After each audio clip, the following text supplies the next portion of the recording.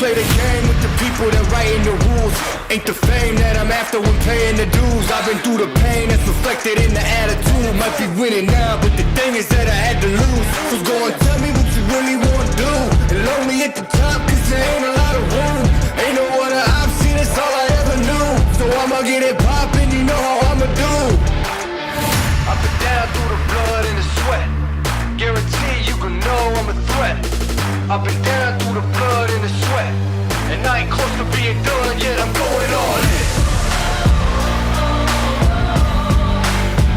Yeah, I'm going all in. And I ain't close to being done yet, I'm going all in. Yeah. They know I'm going all in. What's up, everyone? How's everybody doing? Sorry for the delay. Technical difficulties. That's what happens when you have an Android. They do not work very Apple well. products. Apple Apple we products. are here.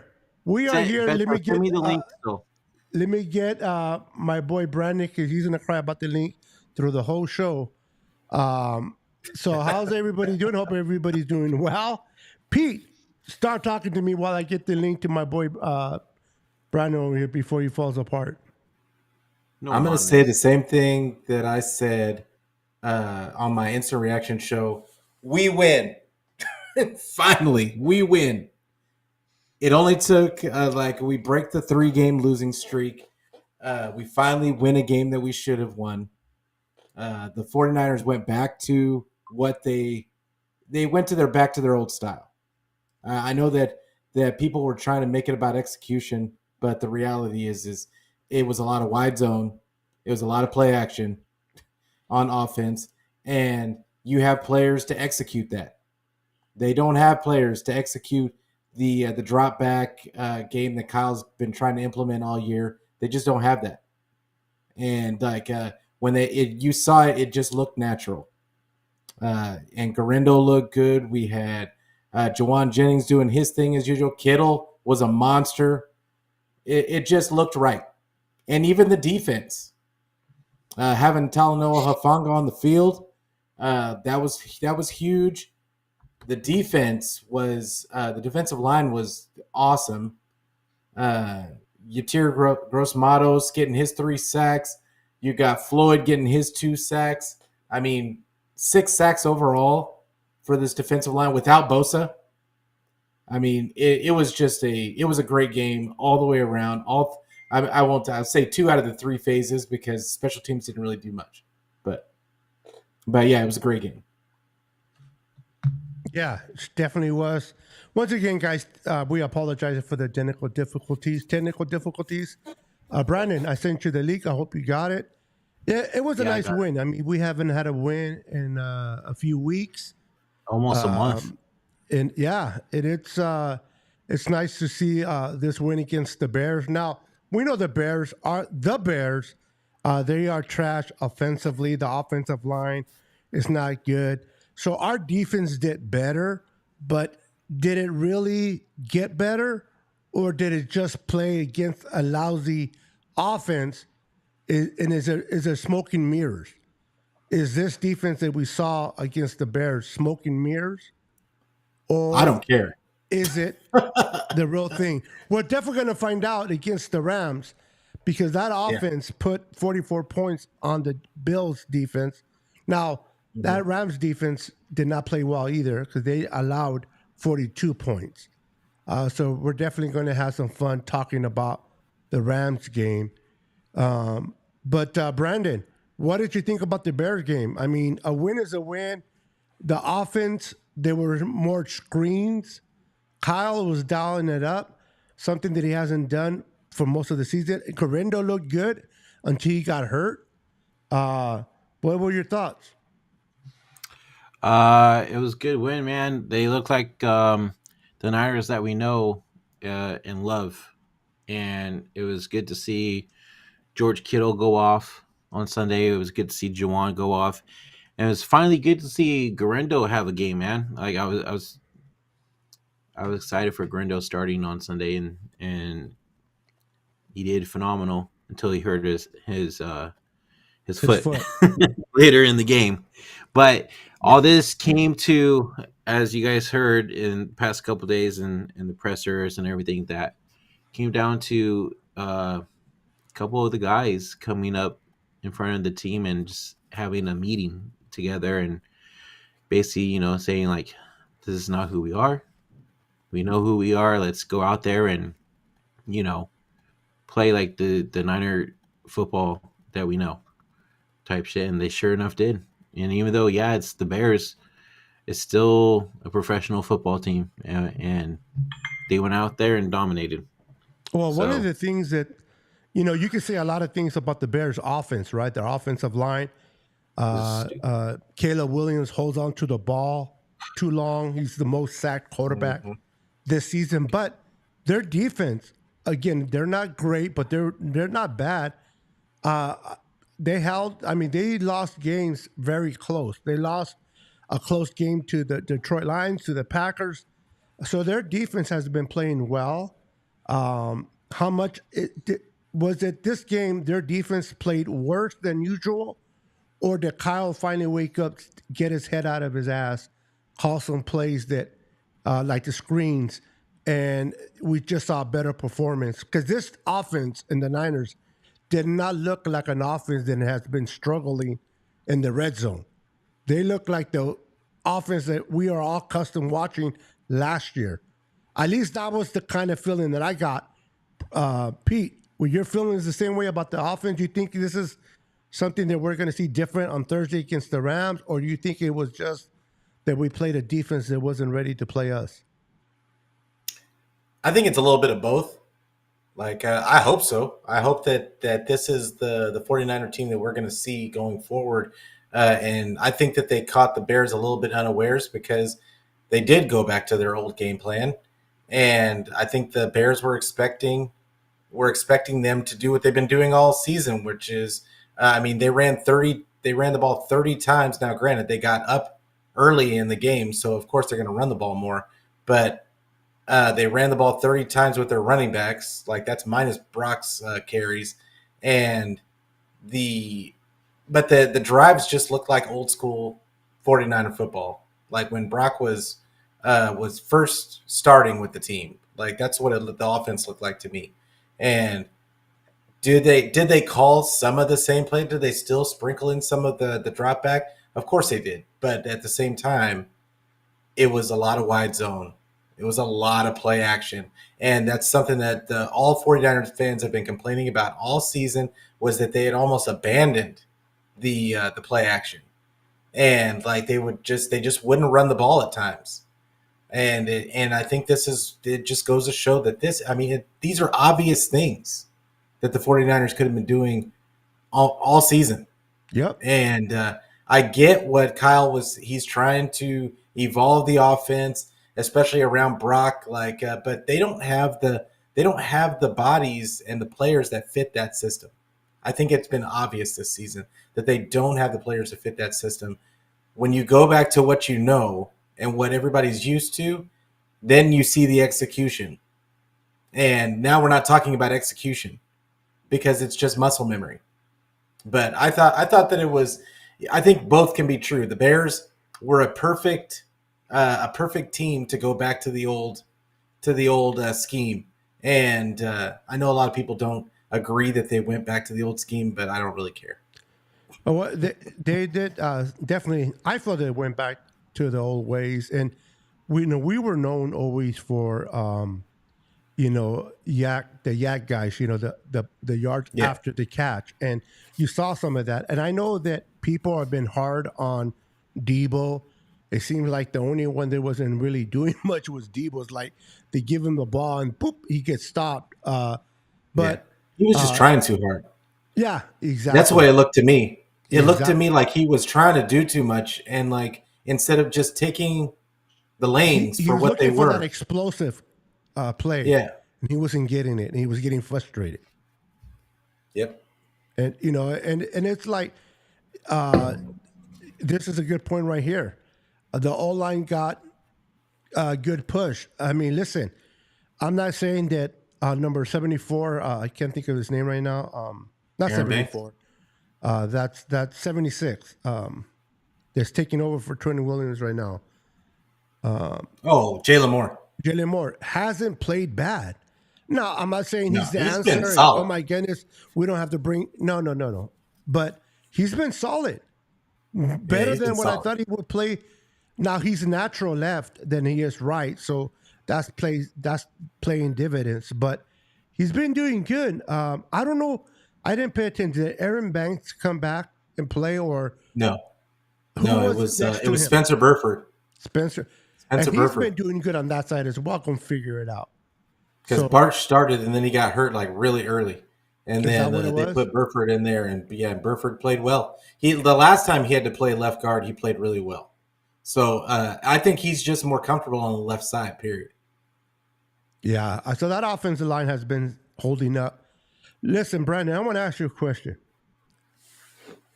We're not going to get into the whole Brock Purdy is worth the money. Is he going to get paid 65?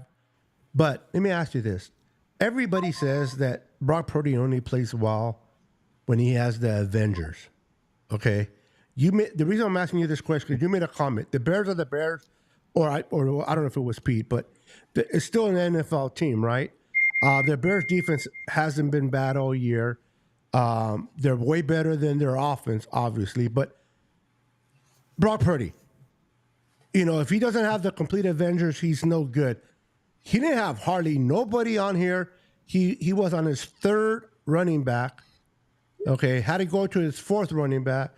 What are your thoughts on his performance? Because he was pretty damn accurate in this game. And I saw a lot of great things from him in this game. What were your personal thoughts with this whole narrative that if he doesn't have the Avengers on his side, he can't play well? Yeah, I thought he was. I thought he played freaking a phenomenal game. I think he was 20 of 25, 325 yards, 2 touchdowns. So 0 INTs. Yep. The guy went off, man. I mean, let's just put it out there. So these people could say that he's only good with the Avengers. They could put that shit to rest now because he's played with his backup receivers now, besides George Kittle, of course, and Debo, and he's looked good. I mean, there was that one pass to Pearsall that could have been fucking honestly another touchdown right there. But I think Pearsall kind of stopped his route running, and they were not communicating. They were not on the same page, unfortunately. In that, Brock said that was his bad. Yeah, Brock said that was his bad, and that's whether it's true or not. That's what he's supposed to say as a leader. Right. Yeah, but I heard Rich. What was his name? Rich Madrid. He I guess confirmed it on the film that Pearsall did the right thing. Okay, so it was on Brock. Okay. All right, so it was on Brock. But I mean, other than that, dude, I mean, he looked great. The passes were phenomenal. He was hitting Jennings in stride, especially the opening drive, bro. That touchdown to Jennings, that was phenomenal. Mm-hmm. And then the throws to Kittle were freaking great too. Kittle went, dude. I can't get over on how freaking good Kittle has been this season. 151 yards receiving, bro. Doesn't it make you mad? It makes me mad every time. He has a game like that. It really does. It just makes me where mad. Where were you last year when we were freaking killing it? But it's not even about him. It's not Kittle. The scheme. Yep. Well, that's what I'm saying. He said Kyle. That was the first time that they had ran that play for him in 2 years. Those screenplays. It's crazy. Kyle, that's wild. Keep running those plays with him because it works, man. Yeah. Don't stop doing something until they stop it for you. Keep doing it if it works. Didn't they have already over 300 yards total before half? Yeah, to the Bears 12 or 6 yards or whatever it was. 4 yards. They had 4 yards. They had 4 yards. Yeah, they started popping on offense and defense. They came out what the people thought the Bears were going to come up. People were saying the Bears were going to come up, hitting fast with a quick. The Niners came back and made a statement. Niner players have been hearing all this conversation with these so-called experts about this, that, and they say, you know what, enough is enough, and they play their type of football. Kyle finally coached his style of coaching, and you saw the reward of it. I mean, this offense was moving nicely. It wasn't being held back like we normally see in other games this year, where it starts doing really good and then starts kind of hesitating towards the red zone, and then we kick field goals. This time we turned, 38 points on the Bears defense. I think Brock Purdy, if I'm not mistaken, and I gotta confirm this unless you guys have the answer, out of all the quarterbacks that played against the Bears defense this year, Brock Purdy had the best rating against that defense. That includes a lot of good quarterbacks out there this year, and people don't give Brock Purdy credit enough. Listen, I'm going to ask Pete this question. I understand that he's not Patrick Mahomes, he's not Joe Burrow, he's not Josh Allen, and a lot of people, content creators, would love to have Josh Allen. They would love to have Patrick Mahomes. Who wouldn't? So would I. But the reality is, the person that is here right now is Brock Purdy. And I've even heard some Niner fans say, well, we can't pay Brock. We got to move on. We got to find another quarterback. I'm like, what are you telling me? We're going to go through a carousel of quarterbacks again when you have one? Maybe he's not Josh Allen. Maybe he's not Patrick Mahomes. But what he can do in this system under Kyle is enough to win a ring. Your thoughts on that, Pete? I think that it's really up to Kyle. And when I say it's up to Kyle, what type of offense do you want to run? Do you want to run something that Brock Purdy excels at, or do you want to keep tinkering with stuff that's not broken? And it comes down to Brock has shown that he excels with a heavy run game and a play action offense. Now, and I know people are going to say, oh, well, that's just dink and dunk. That's game manager type stuff.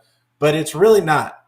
There's a lot of quarterbacks that cannot function and not throw for the explosives like Brock does. And we've seen it. We've seen like tons of quarterbacks come through this offense. Brock Purdy looks the best as far as Kyle running it for the 49ers. Brock is the guy at that. And I'll tell you one thing that I really got a good vibe from this game with Brock as well is he was checking the ball down. Like when he got in trouble, he was just hitting the guy underneath. And like that, and that was something that he was not doing. He kept trying to run around and get like buy more time and all the other stuff before. No, he was staying in the pocket when the pressure got to him. He was just trying to get the ball to his guy underneath. And I think that he was just taking the 3 and 4 yards when it was there. Instead of making it 3rd and 10, it was a 3rd and 7 instead of a 3rd and 10 all the time. And I think that was huge in this game. But to answer your question, I don't think that they should shop for a new quarterback. I think Kyle needs to adjust to and build off of what he has with Brock and make it and like just keep it like play to his strengths. Call the plays to his strengths, but you can still evolve out of that. You don't have to change the offense into a straight up drop back game that you're not even good at calling. So I think that he needs to stick with Brock, but I think he needs to play to Brock's strengths like all the other good coaches with good quarterbacks do. Absolutely. Even when you have the Mahomes and you have the Josh Allen, you still got to play to their strength as well, Yes. coach to their strength as well. And I mean, I hope the Ravens changed their entire offense for Lamar Jackson. They changed their entire offense. They had Joe Flacco before him, Yes. and they had to change their entire offense to get in the middle of the season. Yep, and they have been rewarded by doing so. Mm-hmm. But you got to; those are the string measures you got to do, Pete and Brandon. You got to see what your quarterback offers, what you have, the roster that you have, and one of the things that Kyle is that he's so stuck on his system. He wants people to adjust to his system instead of adjusting to what's best of what the players are offering. And hopefully this would be an indication that he's going to allow Brock Purdy and emphasize more on what Brock Purdy can do instead of trying to make Brock Purdy do the things that Kyle wants him to do. Because I seen Brock Purdy call audibles. He called an audible that I really like. I forgot which one it was, and he called it right. Garindo? Yes, the one to Garindo on the flat. Yes, I love that. I also liked when he threw against his right side that 39-yarder to was it Kittle or that was Garindo? To Garindo, yeah. Or that was no. the one to Garindo where he had to actually come back for it. Yes. Yeah, because he went. It was a running. He was under center, and then he came out of that, went into shotgun, and then it was a blitz. Yeah, and like they were in his face, and he threw the ball up there. Garindo was the only person out there. and those are the things that Brock Purdy brings to this offense. So like I understand people as content creators, we have to bring things up, and we have to, tell our fans or those that watch our channel, our perspective, what we thought. And if you ask me if I wanted Josh Allen, of course I would. If I want Patrick Mahomes, but I'm okay with Brock Purdy under this system with Kyle. Not the system, but with Kyle. But I do want Kyle to change his type of game calling to fit what Brock can do instead of trying to force a circle into a square box. Put the square into the square box, and it'll go through much smoothly.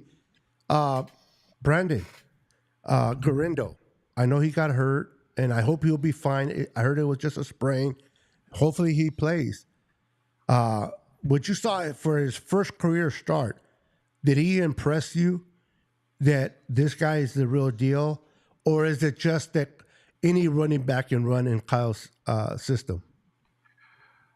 You could say that any running back could basically run in Kyle's system. But with that being said, Isaac Garindo, I've been waiting to see the full breakout from him, and we finally saw it on Sunday. And you know who he reminds me of because of his speed as well? Is Raheem Mostert. You remind me a lot of CMC. That too, yeah. But I'm just saying, like, speed-wise, for sure. Yeah. You know what I mean? Yeah. If he hits that corner, it's a problem. Yeah. Yes. Exactly. It's a problem. He's gone. Exactly.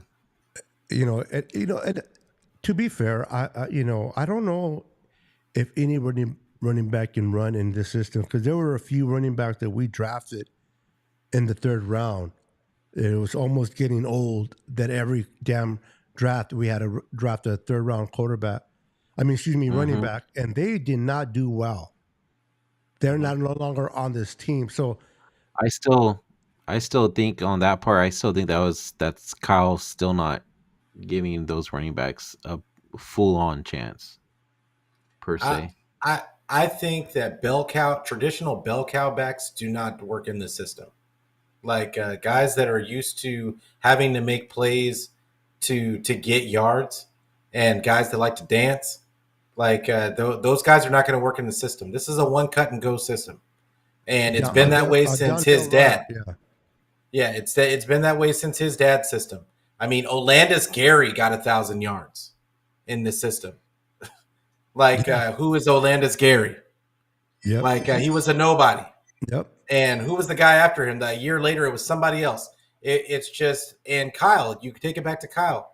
Look at all of the undrafted guys that Kyle, the Mosterts, and who was the other guy?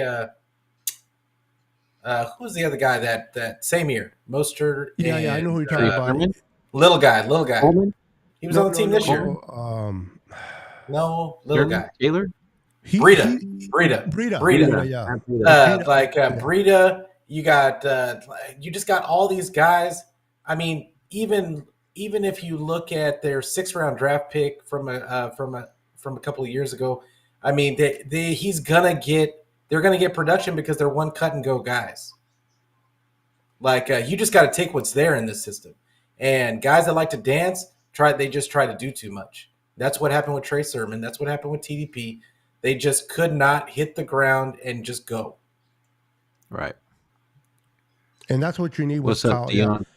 And that's one thing that I love about CMC. He hits the people like CMC's more of that flashy runner. No, he's not. I don't know what they watch. Or like he can evade linebackers, but this guy's a downhill runner. No, he runs into people. He has no juke. He has no jukes. Yeah, I'm like, I don't know what are they seeing? Yeah, he tries to run through tackles. Yeah, and that's the type of style running backs that work in this system. Is put your head down, run right through the tackles, and push those players back. And that's one thing I love about it, just that he's always hurt. Is well, he needs to get his pad level lower. Like, I mean, he keeps running straight up. Yeah, he runs straight up, and like, and when you run straight up into piles, because you're going to do that in this system sometimes, you're going to hit the pile, and when you're running straight up like that, you're going to eventually get hurt. I forgot his name. Who? The running back. Garendo. No, not Garendo. He's the one that started as our second quarterback behind CMC, but he got hurt. He's always hurt. Jordan Mason? No. No. Yeah, and I'm blanking on his name too. That's why I didn't say it earlier. He's a great downhill runner, but he always gets. He runs high too. That's why he gets hurt. I like him. A lot of people. No. You know who we're talking about. Yeah, like Elijah Mitchell. Elijah Mitchell. Oh, Mitchell.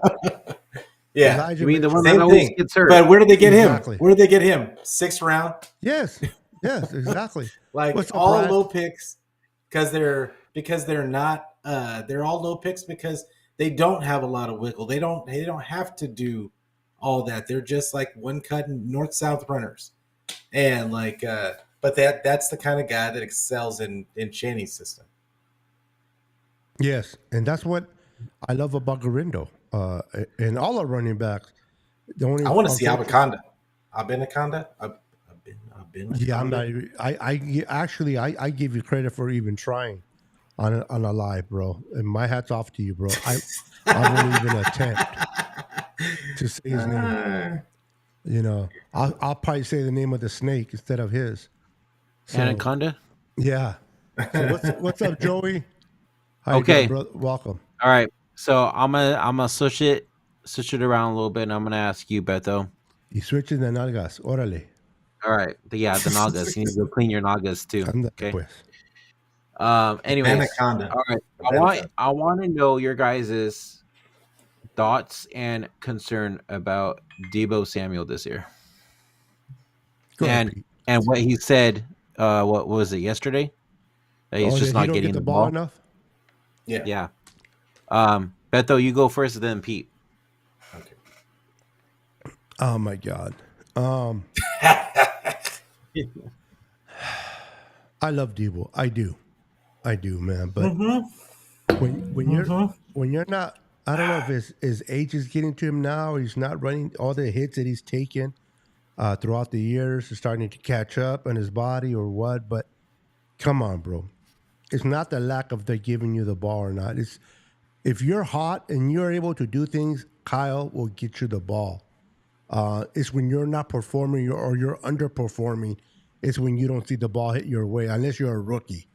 But the whole putting people underneath the bus like that, I don't like. I don't. I like things to be kept in-house. If you have an issue with the play calling, if you have an issue with the coach, talk to your coach. Tell him, hey, I want the ball more. So be it. But if you're wearing a patch on the chest, and I'm not sure if, correct me if I'm wrong, is he a captain this year or no? Yeah, he is. Okay, so that's even worse. Okay, if you're carrying that C on your chest, what are you doing? What are you doing saying these things? You got to lead by example. You got young kids like the receivers underneath you watching your move. I'm not going to say much because I don't want to lose it with this guy right now. So Pete, I'm gonna give it to you. You take it, bro, because I love feel Debo, you. but I'm fed up. I'll say everything that you didn't want to say. Like the reality is this, and maybe it's because I'm old, and maybe it's because I'm a little old school. But leaders are leaders. Debo's not a leader.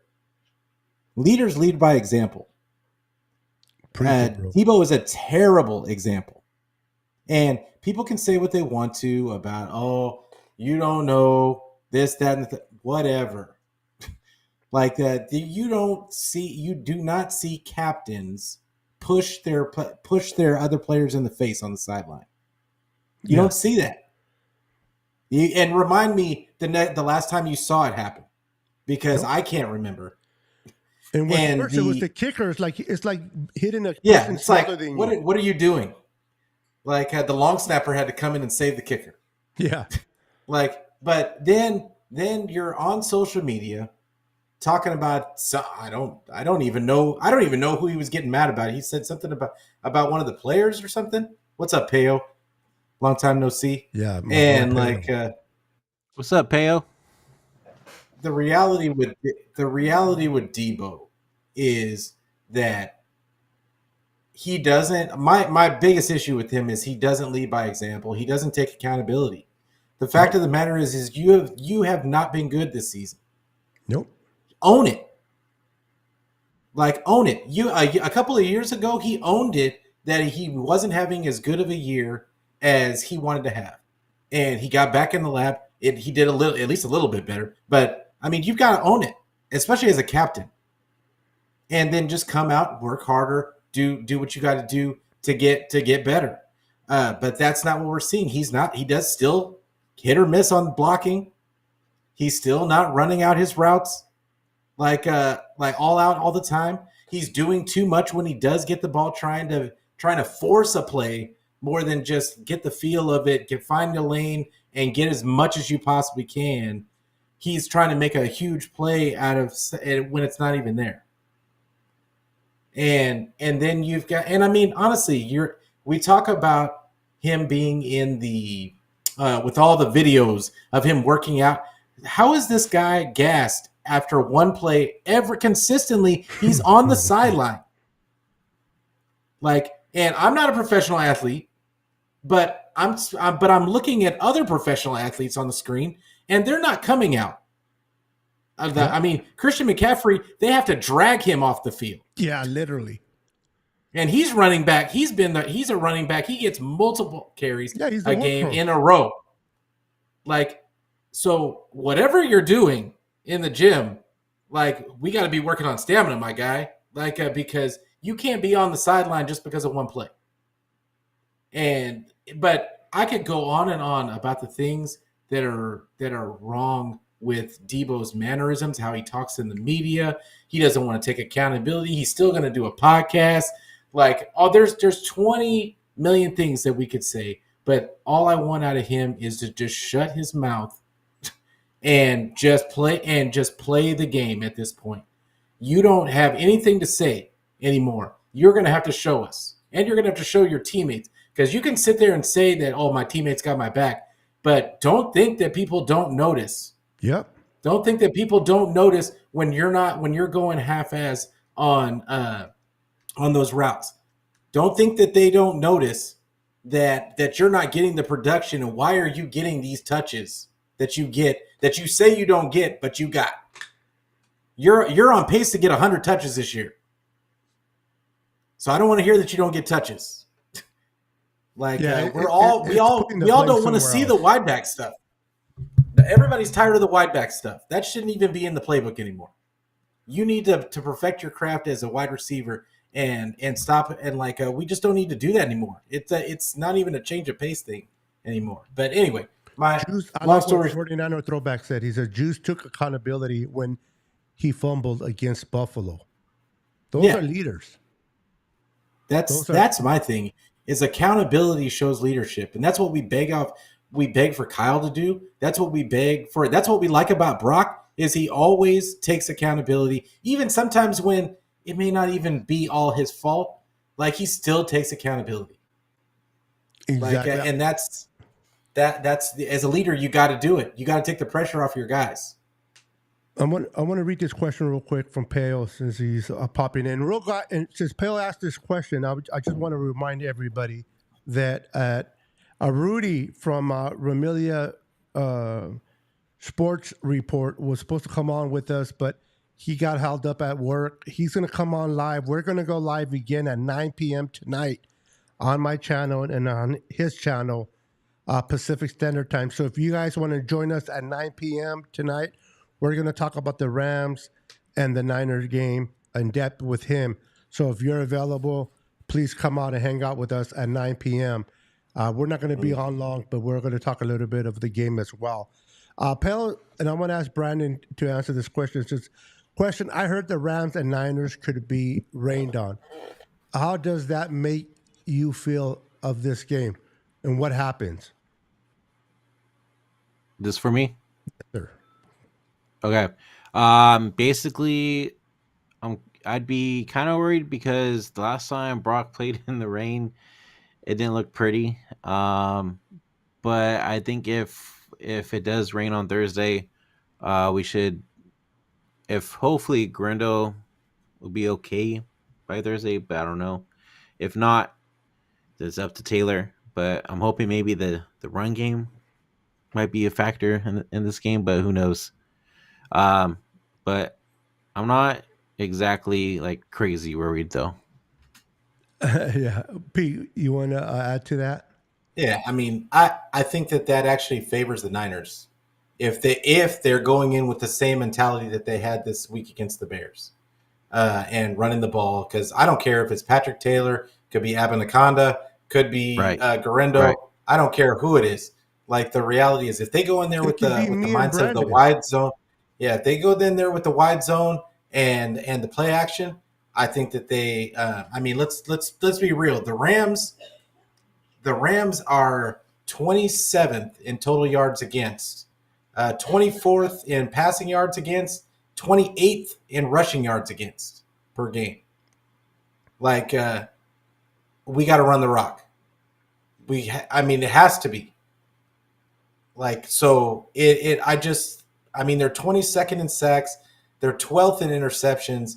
Their defense really isn't as that good. Obviously, they gave up 40-something points this last week. I mean, the 49ers played as bad of a game against that team as you could, and they didn't give up. Like, how many points did we give 35. up against? Yeah, we didn't give up 42 points. But then again, it was in the snow too. So the fact that we gave up 35 points in the snow was bad. But I hear you. But I mean, it really wasn't all the defense though. Like, I feel like this game would be. It would be I just don't think the Rams are that good. Well, our defense was gassed, bro, because our offense wasn't doing jack. And when you put the defense out there for, and they put them in bad positions too, yes, like because of the fumbles, accountability. Yes, because they didn't. The offensive numbers weren't like crazy. So it was a snow game. So I don't think we gave up a whole bunch, even though they got a lot of. At the end of the day, though, we're playing against the Rams, and yes, I know we lost one earlier in the season, if I'm not mistaken. They were hurt when we lost to them. Yes, but now they're fully healthy. I still think we still have their number at the end of the day. That's just me, though. I'm not so sure. Listen, I'm not a Ram. I don't like the Rams. I love the fans like Rudy and Pale, and some fans. I'm not a big Rams fan. They're a divisional rival. But I got to say, the Rams offense is playing pretty damn good football. Their defense is not good, only because they have a lot of young players that are still trying to figure out who they are and they're trying to build an identity of who they are, what type of defense they're going to be. The two guys that are on there from Florida State Seminoles, which I love, number 55, Fisk, and then Vera. I always say his name wrong. Verse, thank you. Very damn good players. That defense just got beat up by a very good quarterback like Josh Allen. So this game is going to be a really interesting game. I'm glad that we're having Greenlaw back. but we don't know how Greenlaw's going to look. I mean, he hasn't played all year. Hufanga, being his second game, definitely I'm more confident. I don't know about you guys, but Jair Brown's okay, but I am more confident when I see Hufanga out there with the young kid Mustafa instead of Jair. And then Chavez Ward and our young kid from Florida State as well. Our corner, Ronaldo Green, has been playing good. It looks like he's going to be taking Chavez Ward's position, but that's a whole different conversation. Is this game against the Rams going to be easy? Absolutely not. I think this is going to be a tough game. It'll be tight. If the Niners make mistakes, this can get out of hand easily because that offense of the Rams can put points. They can put points. We have to compete with them. If we're trading touchdowns from them to field goals by us, it's going to be a long Thursday. We have to turn those field goals into touchdowns. But like Pete said, if they come out the way they did against the Bears, and this is no knock on the Rams fan or on Peo, I think the Bears defense is better right now than the Rams defense. And we were able to move the ball on them. They have to come up with that same type of mentality. Kyle, call the screens, call the wideout, call those plays. Don't go back to the drawing board because you're playing the Rams. And this game can be good. But this game, I am staying away from it. I'm not putting no money on it. Nothing. Because it can go either way. Do you guys think also with Huff being back in the lineup, you think that back end of the defense looked a lot better Sunday? I mean, the back end hasn't really been bad for the 49ers. No. It's really been the defensive line and like the front seven because they haven't been able to stop the run. But the back end hasn't been terrible. They give up the occasional play. But I mean, they're what's it called? And they got better with Hufanga back there. Yeah, but they did look very strong. They are passing yards against per game. They're third in the league. Interesting. The 49ers are. Like that. I mean, statistically, like the defense really is not bad. It's not bad. Yeah. They're 10th. The 49ers defense statistically is 10th in interceptions, 11th in sacks, rushing yards against their 12th, which is still better than middle of the pack, and then passing yards against their third, total yards against per game they're third in the league, and points again. The big stat, points against per game they're 21st. Go figure. Like it's just weird. It's like statistically, if anybody was looking at this, you'd be like, well, I mean, they're not giving up any yards. How are they giving up points? The offense is putting them in bad spots. Yeah. So I was just gonna say, after 14 weeks, the Niners lead the league in both offensive touchdowns negated by penalties and expected points lost on those penalties. That's not the thing you want to lead the league with. Absolutely. No, not at all. No, but it's a weird. You come to the Niners offense, to the largest yard differential, and we're second in the league at 6 and 7. Real quick, guys, let me ask you this question. Only because I remember talking about stopping the run. One of the guys that we brought in a year ago, or 2 years ago, remind me which one it is, Javon Hargrave. He's been hurt. He's been on the shelf. Today we heard the news that the Niners restructured his contract. Okay, which was, I love the way they did this. Question, and whoever, I'll ask Pete, so because I know Brandon doesn't like to be asked first. So I'll ask Pete first, is what are your thoughts of this restructure? Are they going to part ways from this guy post June 1st? Or do you think they're going to keep him? Because the way normally when you restructure a player like Debo, you're going to be penalized with debt money when you depart. But in this case, it benefits the Niners. Do you think they move on, or do you think they keep him here longer? So I just tweeted out about this a couple hours ago. Yeah, I tweeted out about this a couple of hours ago. And the more I'm looking into it, I think people are getting excited about nothing. like, I know people are thinking that they're going to go post June 1st so that they can spread out the cap hit over 2 years. But I still think, and Kyle said, you have to pay attention to the things that Kyle says. Kyle said he got asked today what the plan was with Javon Hargrave, and he said, "Well, I'm hoping he's going to be here next year." I think that they just did some things with the contract. He says, but I'm not. He says that I'm not privy to. He says I don't really. That's not my thing. But I'm hoping that he's going to be back. And sometimes when Kyle says things, you kind of have to listen, and because everybody thought. Does everybody remember this past offseason when Pearsall was drafted, and everybody assumed that they were going to move off of Debo and Pearsall was going to be the replacement for Debo after the next year. They would just get out of because they had it out in Debo's contract after this season. And what happened? They restructured. Yep. And everybody all of a sudden pivoted their whole entire way that they thought about it and said, "Oh, now he's guaranteed. They're stuck. He's there. He's going to be there." They're like, so everybody overreacts to these moves that they make. I think that they are making cap space. I think they're moving money around. It doesn't make, and now people are saying that they're still going to get rid of Debo next season. No, or this coming off season. Now they're saying it again. No. Even if they do the same thing and they post June 1st in a post June 1st cut, they're like, you're talking about $31 million over 2 years. So they would only have to pay him in dead cap space $15 million this year. But then next year, there's another dead cap hit of $20 million, of $21 million.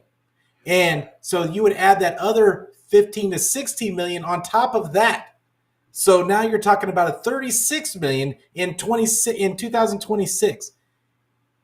To me, that doesn't make fiscal sense. I don't understand why everybody's assuming. The way I think the way fans look at Debo was not the way Kyle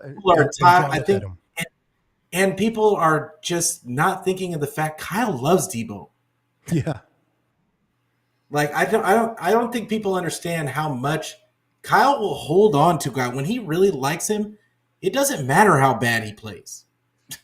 Remember that running back? We've seen it in the past. Tevin Coleman's and Tevin Coleman's, and there's been other players in the past that like we couldn't figure out why. What's his name?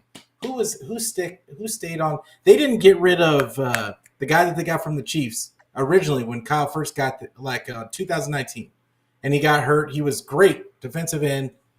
God, why can I not? Oh my! They kept kicking the can, restructuring and kicking the can down the road, hoping he was going to come back. Yeah, the defensive end. I can't think of his name. The one that caused the he was offsides for Kansas City. He was just always hurt. I know who you're talking about. Yeah, he was always hurt, but they just kept kicking instead of cutting him, which they would have taken a hit. He gets attached to players. They just kept restructuring. He just gets attached to guys, and it's not just that. I think that they've. Thank you, Steve. D Ford. Yeah, D Ford. They get caught up in. I think they've done a really good job of positioning themselves monetarily the last couple of years. I don't think they're willing to just give that up for what? What are they giving? What are they doing that for? I don't see it. I might be wrong. Like I don't know, but it doesn't make fiscal sense to me. To me, and I'll give it to you, Brandon. Listen, to me, the whole Javon Hargrave, Pete, and Brandon, and everybody in the chat, it's not necessarily about Javon. Whether people want to accept this or not, as soon as the regular season's over, even if the Niners make the playoffs, they can go ahead and start negotiating with Brock Purdy's agent about a long contract. They love everything about Brock. They love everything about Brock. Brock has a different relationship with John and Lynch. I expect, and this is me can be speaking out of the side of my neck, but I expect Brock Purdy to be signed before we even enter next year's training camp or off season.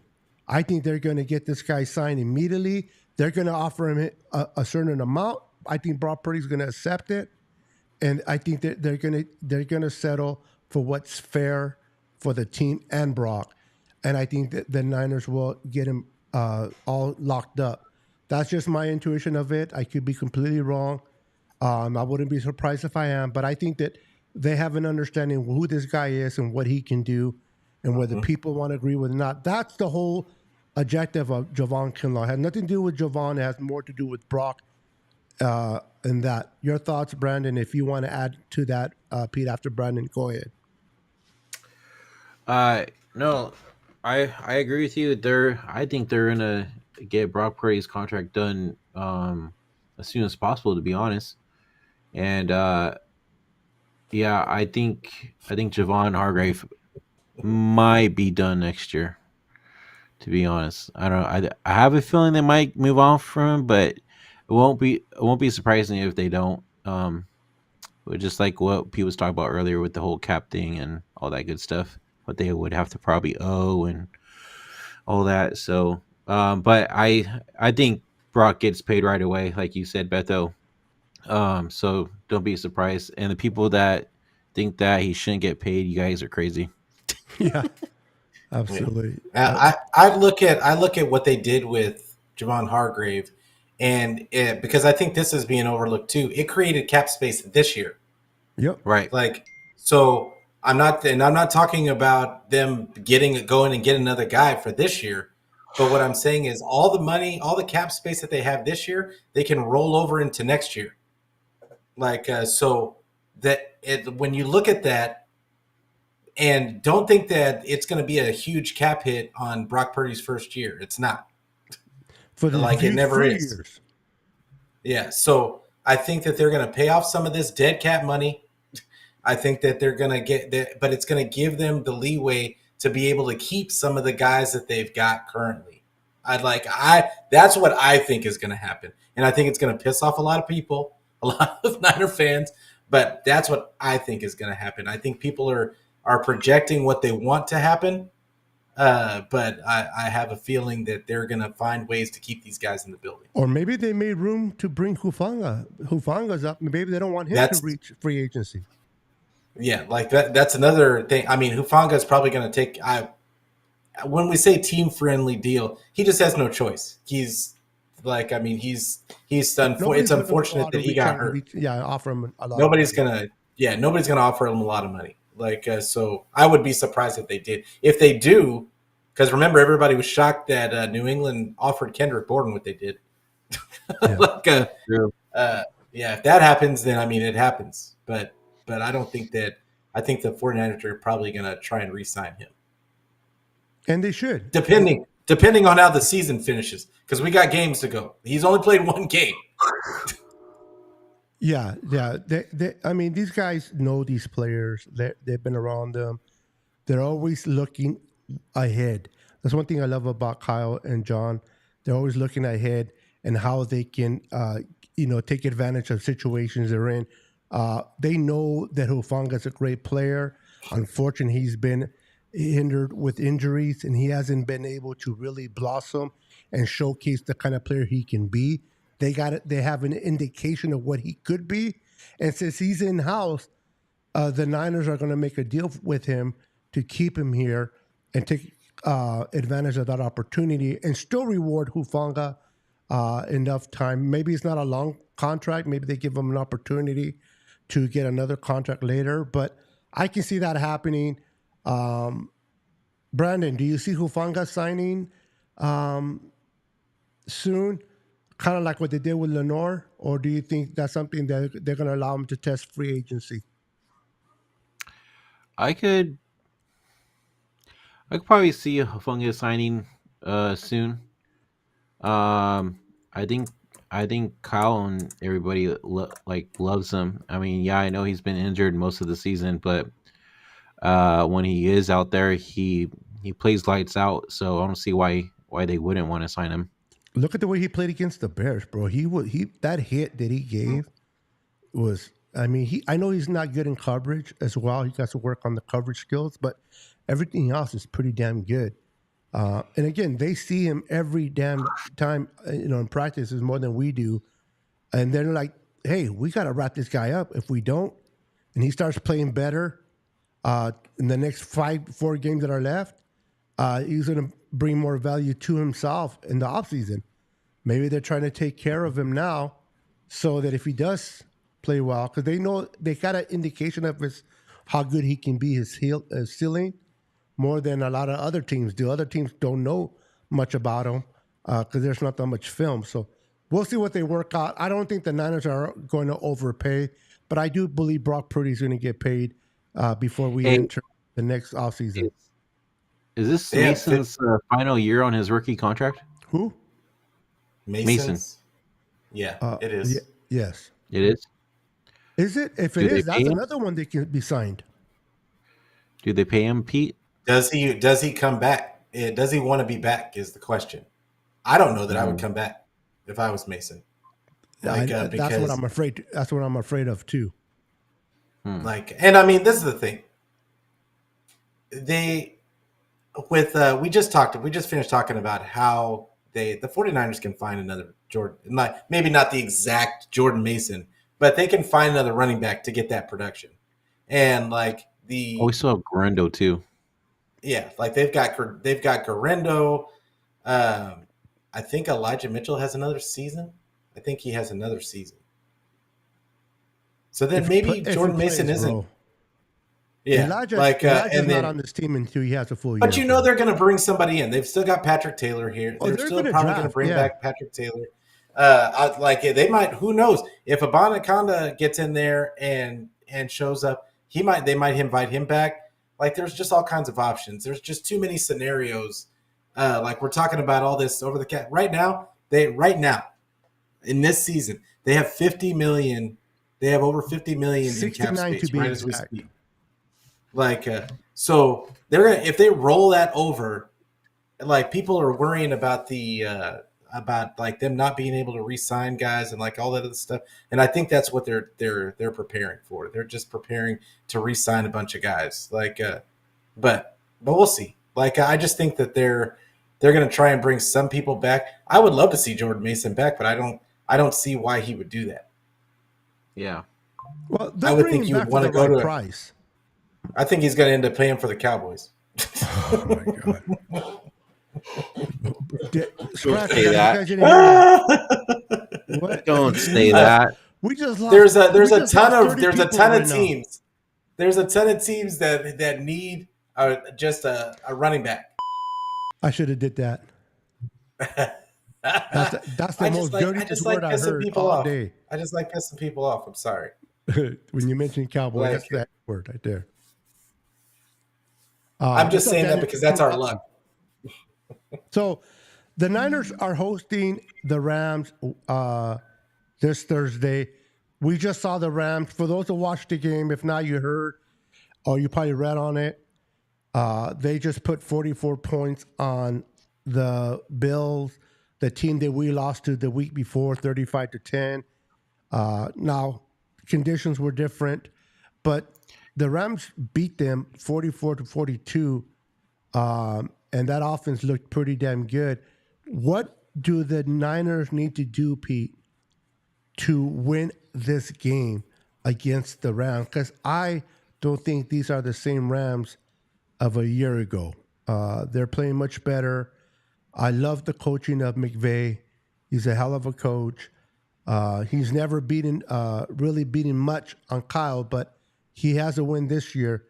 What do the Niners need to do not to fall victims to the Rams? Because if they lose one more game, kiss the playoffs goodbye. Yeah, forget it. I just think that I just think that they just need to go out there and do what they did against the Bears and just run the ball, wide zone all day long, and keep Brock in that 20 to 25 throw range, which is what they did in the game against the Bears. I think that is heavy play action and dominate time of possession.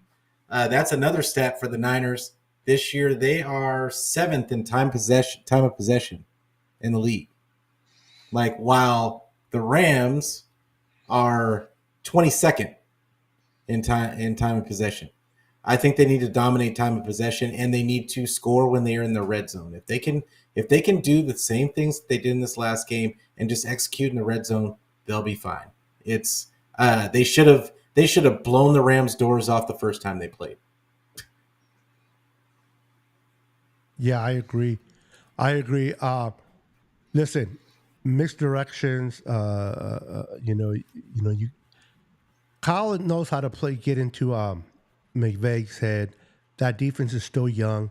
You got to protect Brock and not give those sacks up. And if you can do that, those screens are going to be valuable. I want to see more of Kittle, the way he was used against the Bears, especially against the and you know what? Anybody can say what they want to say about Debo, but Debo seems to have his best games against the Rams. Kind of like John Taylor back in the day. He had his best games against the Rams.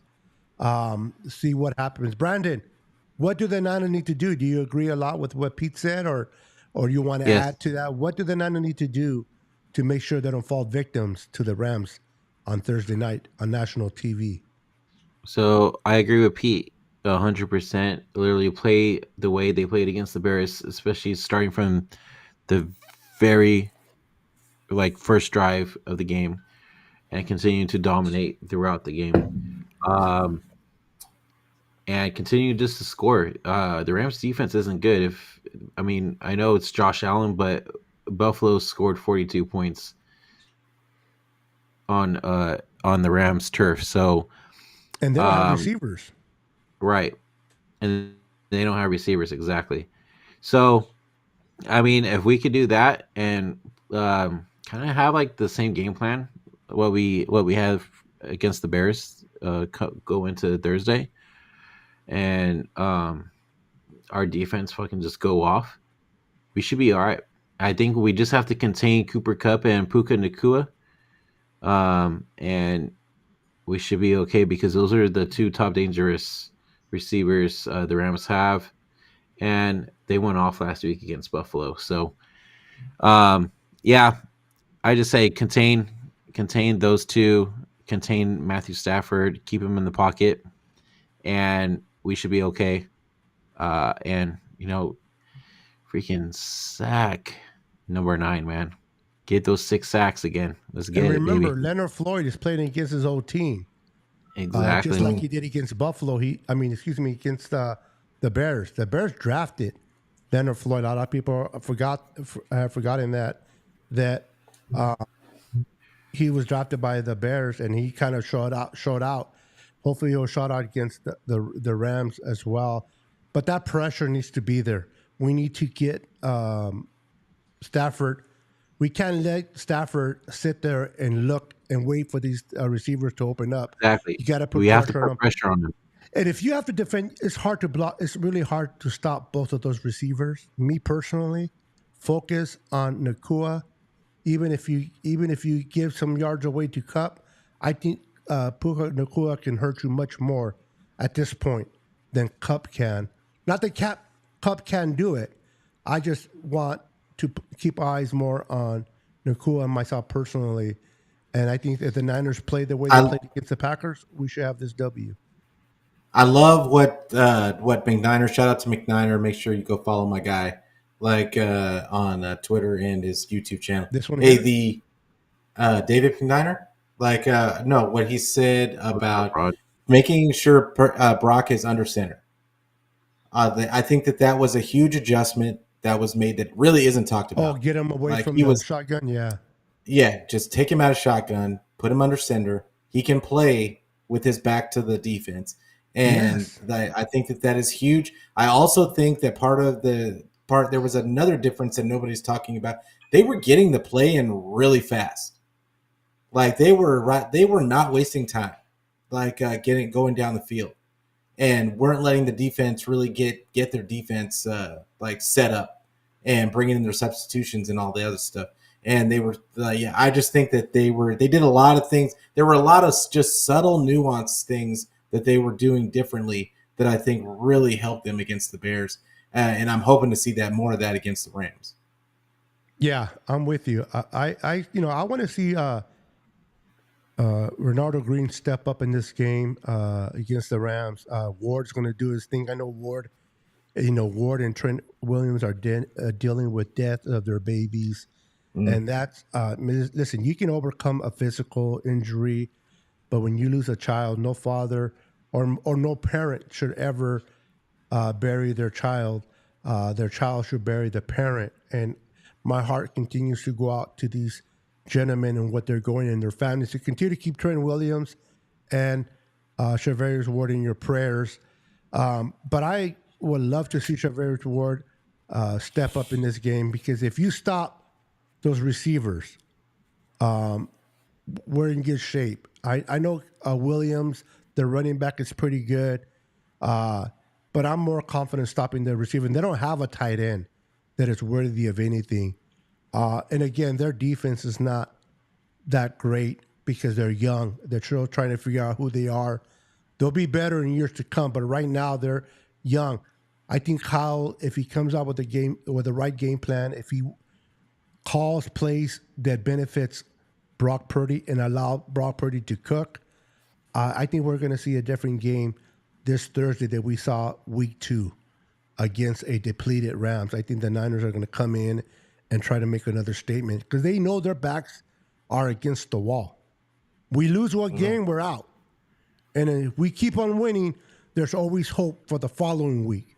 So you take care of the game in front of you so that you can still stay. It's like it's a playoff game right now. Every game right now, it's a playoff game. You lose, you're out. You win, you move on to the next week. I think the Niners are in that it's us against the world type of mentality. As long as we win, we have a chance. And I think they're going to come out and play like that. At least that's my hope.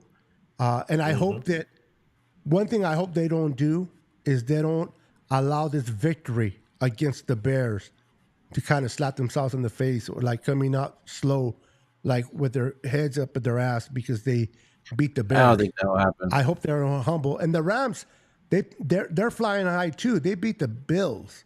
So they're flying high. So it's, to me, it's whoever comes more poised, the ones that come in to play better, play more calmer, is going to win this game. But this is going to be, I hope, a good game.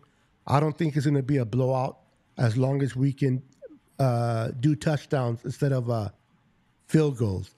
But I don't know about you guys, but I think we'll kind of get an indication of the game and which direction is going to go within the first half a quarter. You're going to get a feeling how the Niners come out. Do they come out attacking, by moving the ball and then getting a 3 and out? Or are the Rams going to move the ball all the way down and score on us their first possession? I can't wait for this game. As we get out of here, gentlemen, and we got 51 strong, I appreciate everyone watching and supporting. Make sure to hit the like button. We are on all our channels. We are on Brandon's channel, Peter's channel, my channel. And tonight at 9 p.m., if you're available, I'm going to have Rudy, the Rams fan from Ramelia's Sports Report on. We're going to go live at 9 p.m. tonight. So come and hang out with us. Maybe Brandon joins me or not. We'll see. I know Pete, he's in the Eastern time, so he'll be sleeping. He'll be sleeping, watching the game in his sleep. But I appreciate you guys coming on. I appreciate everybody in the chat. Pete, give me your prediction and what you got going on your channel. And then we'll give it to the same thing to Brandon. With the 49ers this year, I feel like I can't predict really what's going to happen. But if I had to, I'm going to go off of what I hope Kyle does. And if he does what I'm hoping that he does, I could see the 49ers winning this game 35-17. And but I'll be talking about it after the game. Like I'll be doing my instant reaction show, Niner Fanatic Podcast. And so we're on Twitter, we're on Facebook, we're on Twitch. We're on YouTube. Anywhere where you can get your audio podcast. There is no excuse. Just get it. It doesn't matter. It doesn't matter who you have to lie to say you're listening to it. Just listen. And I love it. That's it. Listen to my boy Pete, man. You don't have to see him if you don't want to see him. Just listen to him. He has great guests. He has great analysis of the team, man. And even if you don't like what he says, just like his channel anyway. Like what you guys do to my channel. Yeah. Nobody likes what I have to say. But hey, Pete loves what he says. That's all that matters, right, Pete? It's all that matters. I have a lot of self-love. Hey, pause. There you go. But no, seriously, guys, go and make sure to follow him, support him, and reward his hard work. Brandon, what you got going on, brother? And give me your prediction. All right, just real quick, for those of you wondering what's going on with my channel tonight, it's because Mr. Beto himself forgot to put my channel in to the description to have this show going. So I'm actually streaming from his channel right now to get this broadcast going on my channel as well. So that's what's going on with that. I'm gonna try to get a show going on maybe tomorrow. If not, we'll do a post game show with the boys, Anshul, Dion, Christian, Beto. If you want to, man, you're always invited. You know that. And Pete, you too, man. If you want to, doors always open. Appreciate but yeah. And then if you guys haven't yet already, please subscribe and hit that like button on YouTube. And we're also on Instagram, Twitter, Facebook, TikTok. Hit that follow button, please. Really appreciate it. Thanks for the following. And yeah, go Niners. I love it. And by the way, we are on your channel. I don't know if you knew that. We're live on your channel, Brandon. Yeah, because I'm screen sharing your stream, so then my shit works on my channel. Oh, really? Yeah. Oh, okay. Well, my bad. All right. So make sure to follow them, guys. 9:00 tonight at 9 p.m. Me and 9:15. Excuse me, not 9:00. 9:15. Me and Rudy will be going live, talking about the Rams and the Niners preview game. Come and hang out with us. We'll see you then. Maybe Brandon joins us, maybe not. We'll see who else will be on the show at that hour. Love you guys. Thank you for supporting the channel. We'll see you guys next Tuesday at 6:30 p.m. Pacific. Until then, we are out of here. Remember, Jesus loves you. Have a good night. We're out of peace. Go Niners.